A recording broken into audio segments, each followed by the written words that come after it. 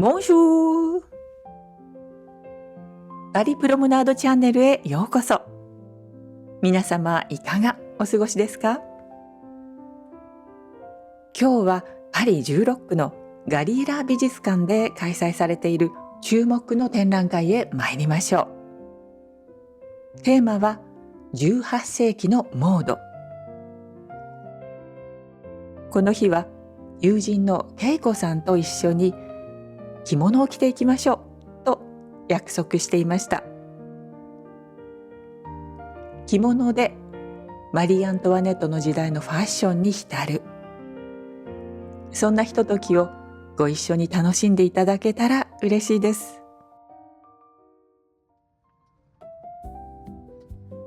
恵子さんはある時私にこう話してくれました。母が残してくれた着物を私がパリで着てあげたら、亡くなった母もきっと喜んでくれると思うと。そして私たちは決めました。2人で着物を着てお出かけしましょうと。実は私にとってもぜひ着たい着物がありました。私が大変お世話になっている女性が私に託してくれたものです。春江ちゃん、これを一度でいいからパリで着てほしいの。それがこの着物です。その女性が結婚するとき、お母様が自ら縫って持たせてくれたものだそうです。それから50年以上の月日が経ち、こうして今私の手元にあります。まだしつけ糸がついている着物、つまり一度も袖を通していないのです。私はこの着物を見た瞬間から思い描いていた帯がありました。この紬のかすりの色にほんのりと黄色が入っています。それにこの帯が合うのではと思っていたんです。帯締めは今回はシンプルに卵色を合わせようと思います。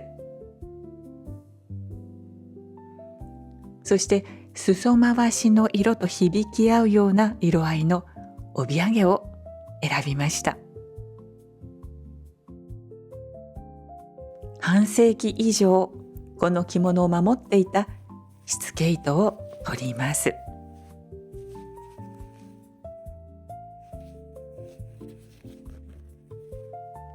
こちらが今日の目的地、ガリエラ美術館です。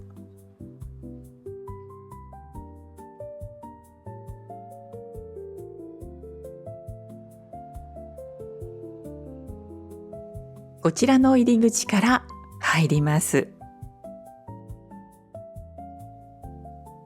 恵子さんの着物姿素敵でしょう？縞模様の小紋、合わせたのは大輪の牡丹の花が手書きされた塩瀬の名古屋帯。5月の今にぴったりのコーディネートです。恵子さんのお母様はセンスの良い方でいらっしゃったんだろうなぁと想像できます。この日は肌寒かったので、私は羽織を着ました。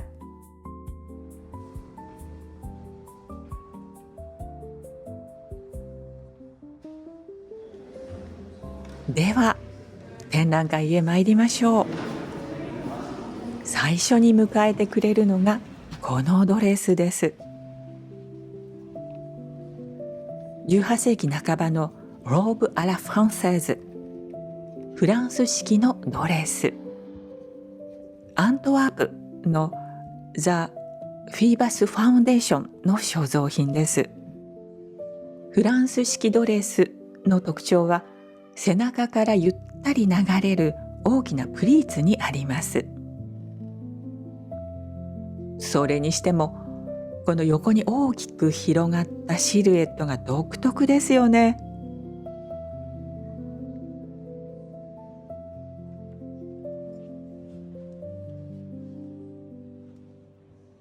これはクジラヒゲで補強されたコルセットの祖先と言える胴衣。説明にこんな風にあります。これはあまり快適なものではありません。ウエストを細く見せるためのものでしたが、あまりにきつく締められたため、身をかがめることはもちろん、あくびをすることさえ難しかったのです。確かにそうかもしれませんね。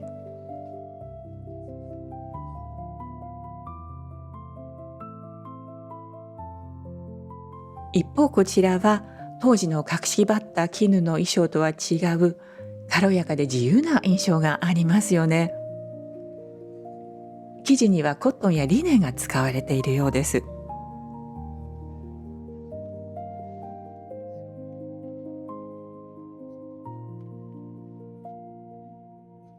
こちらも木綿の上着ですね。トワルドジュイの模様。これはタブリエ、つまりエプロンなんです。ただし、現代の台所用エプロンというイメージとは違い、ドレスやスカートの前に重ねて身につける装飾的なファッションアイテムでした。有名な絵画バラを持つマリー・アントワネットを大きく拡大したイメージが、この展覧会の大きな見どころともいえる空間を取り巻いています。ここにはマリー・アントワネットのものとされるコルセットが展示されています。このウエストの細さはほとんど信じがたいほどです。肩を大きく後ろに引き、背中を湾曲させた形もかなり極端な姿勢に見えます。これは何かわかりますか？なんとヘアカーラーなんです。この道具に毛束を巻きつけ、カールの強さを調整しながら形を作る。解説によると、その毛束は蒸し器に通されるか、あるいはパン生地の中に包み込まれたんだそうです。それをパン職人に渡し、パン焼き窯で焼いてもらうことでカールをしっかりと固定したのだとか。本当って感じですよね。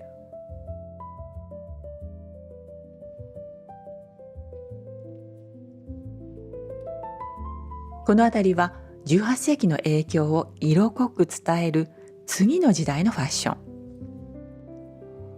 これは18世紀のドレスを100年後に再解釈したものとありますが、私たちが子供の頃、お姫様のドレスとしてお絵描きしたのがこれだったような気がします。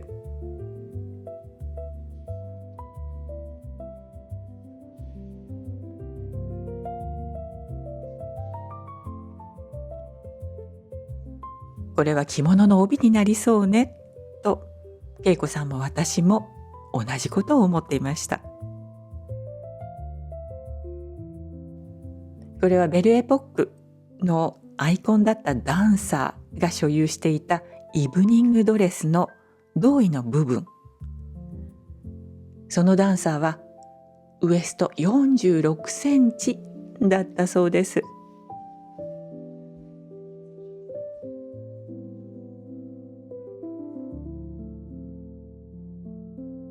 私にとって特に印象的だったのはこちらです。1900年頃の室内用ガウン。日本で作られ、ヨーロッパ市場に向けて輸出されたものではないかと説明があります。ジャポニズムの流行。同時に私が思うのは日本市場の変化です。明治時代になると、江戸時代の重要な顧客だった大名家などは豪華な着物を注文しなくなった。そのため日本の染色界は海外に販路を見出そうとしていたのではないかと想像します。着物に使われていた技術がこんな形で海を渡っていたのだなぁと思います。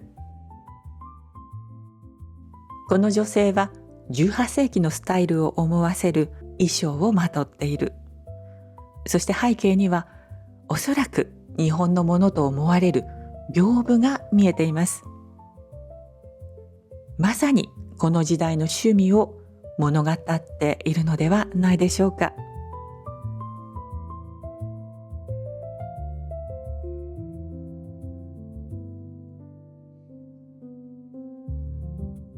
これは1880年代の儀式用ドレス。日本の鹿鳴館時代を思い出しました。文明開化の時代、日本の上流階級の女性たちはこうした西洋のファッションを着こなそうとしていたんですよね。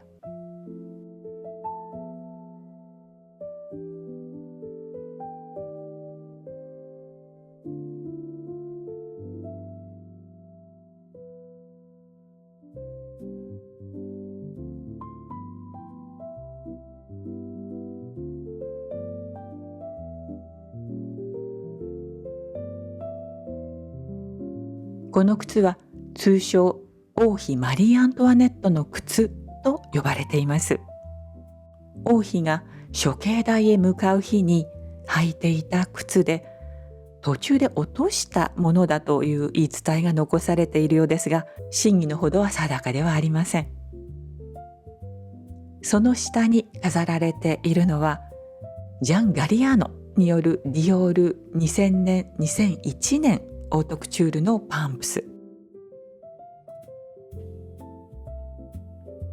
そこから続くコーナーは20世紀21世紀のデザイナーたちによるクリエーション。18世紀のモードが再解釈されたことがテーマになっています。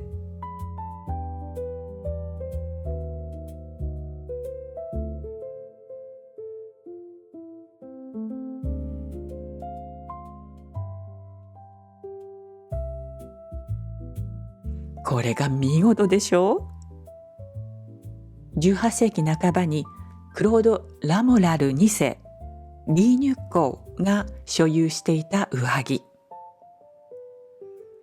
当時のリヨンの絹織物職人たちの高度な技術を物語っています。その隣に並んでいるのがニコラ・ジェスキエールによるルイ・ヴィトン2018年春夏コレクションです。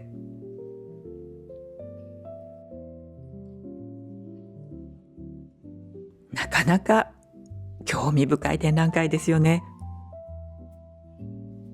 そして同じ美術館の中でもう一つの展覧会が開かれているんです。こちらはモードを支える職人技をテーマにした展覧会です。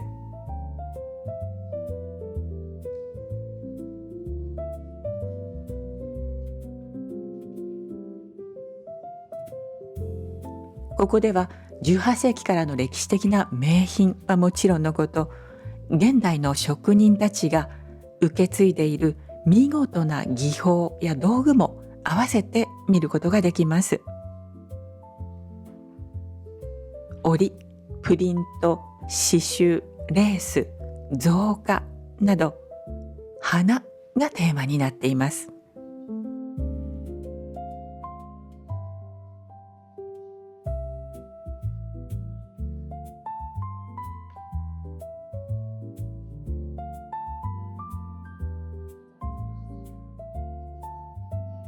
こちらはカール・ラガーフェルドによるシャネルの作品。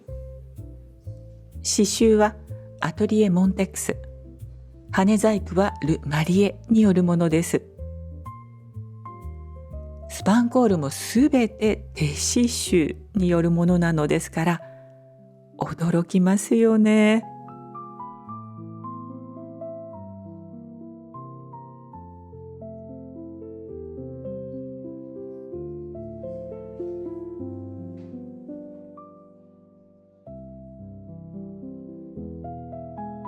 これらのレースは気が遠くなるほどの繊細さだと思いませんか？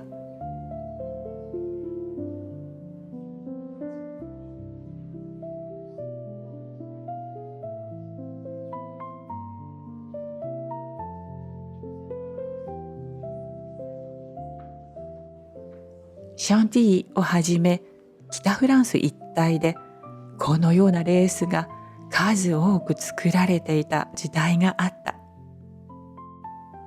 とても感慨深い発見でした。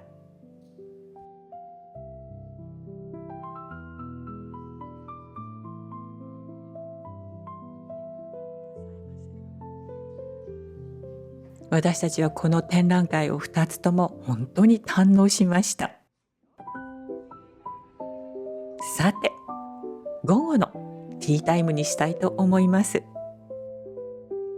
私たちはトロカデロ広場にある人気のサロンドテキャレットに向かいます。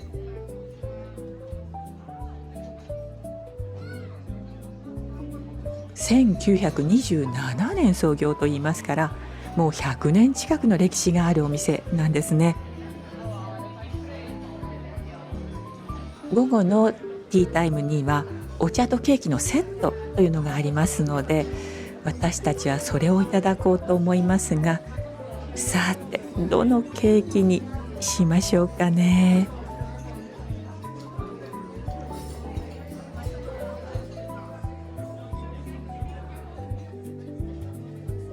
恵子さんは5月1日のスズランの日にお渡しできなかったから今頃になってしまったけれどと言いながら私にこれをくださいました。これは恵子さんの手作り。以前こちらのチャンネルで紹介した雨の日のジュシュのブロカントに実は恵子さんもいらしていたんです。彼女はそこで小さなボタンがたくさん入った可愛らしい小瓶を買っていました。そのボタンを彼女はこんな形で活かしているんです。一枚の紙をカットして彩色してさらにエンボス加工も自分でしているというのですから驚きます。私にはこの才能がないのでひたすら感心してしまいました。恵子さんのこの日の帯留めの合わせ方もなかなか素敵でした。こちらのサロンドテは静かにアフタヌーンティーという感じではありません。けれどもいかにもフランスらしいスイーツが楽しめます。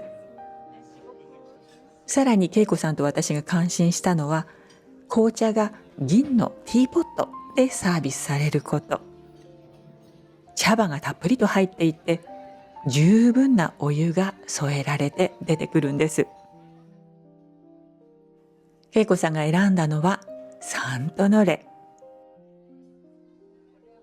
そして私は迷った挙句こちらをお願いしました。フランボワーズがたっぷり。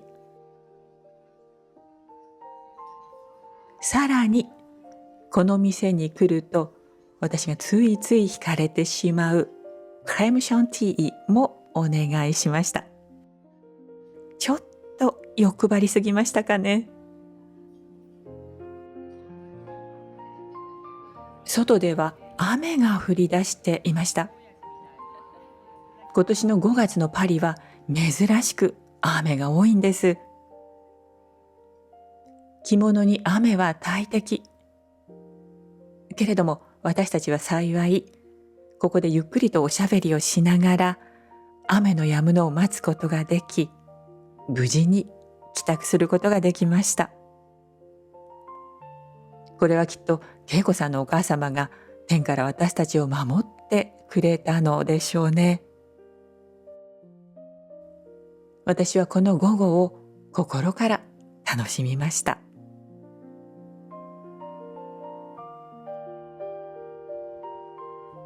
最後までお付き合いくださいましてどうもありがとうございました。今回の動画はいかがでしたでしょうか。お楽しみいただけましたでしょうか。この動画が良かったと思われたら、どうぞ高評価をお願いいたします。また、チャンネル登録がまだお済みでない方は、ぜひチャンネル登録もよろしくお願いいたします。お寄せいただくコメントにいつもとても励まされております。どうもありがとうございます。では、また次回の動画でお会いいたしましょう。アビアント